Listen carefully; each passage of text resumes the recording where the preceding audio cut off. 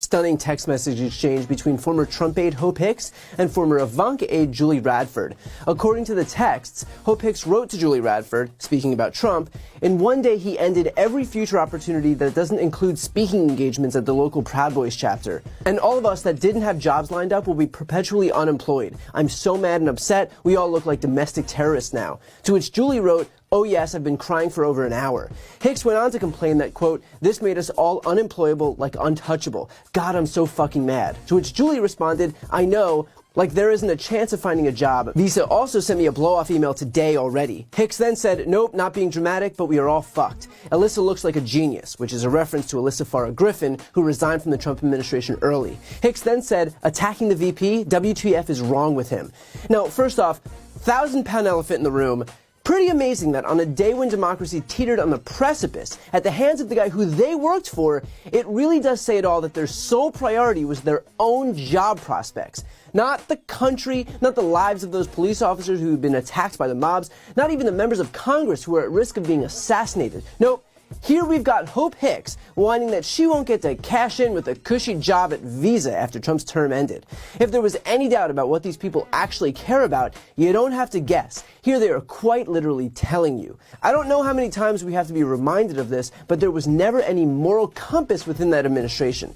Good people do not see who Donald Trump is and what he represents, and yet choose to work for him anyway.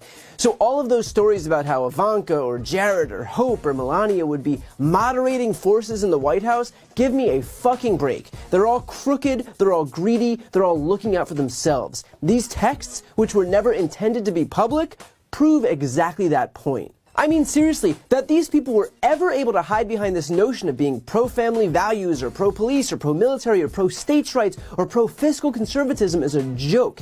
You can't tell me that the party that lined up behind Donald Trump, who paid out God knows how many hush money payouts for affairs, is pro-family values.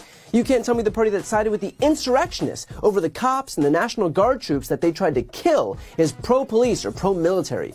You can't tell me that the party that signed on to the Texas lawsuit to get all the votes thrown out in 4 other states is pro-states' rights. You can't tell me that the party that added $7.8 trillion to the national debt under Trump is pro-fiscal conservatism. All these labels are the phony branding that the GOP clings onto to hide what it actually stands for, which is its own members' pursuit of power by any means necessary. From Donald Trump and Kevin McCarthy all the way down to Hope Hicks and Julie Radford, seen here whining on the day of the insurrection at the U.S. Capitol because they won't be able to cash out for themselves like they'd hoped. These people stand for themselves and nothing more. The fact is that the government should not be a launching pad for million-dollar private sector careers, and anyone who views it that way, which seems to be the entirety of the GOP, and yes, plenty of Democrats too, although the rot certainly isn't as pervasive as it is on the right, shouldn't be entrusted with those jobs. These text messages are a good insight into who these people are, although you gotta give them credit for one thing. At least they're self-aware enough to know that they should be untouchable as far as job prospects go. Maybe the next people will think about that before signing up for the worst people this country has to offer.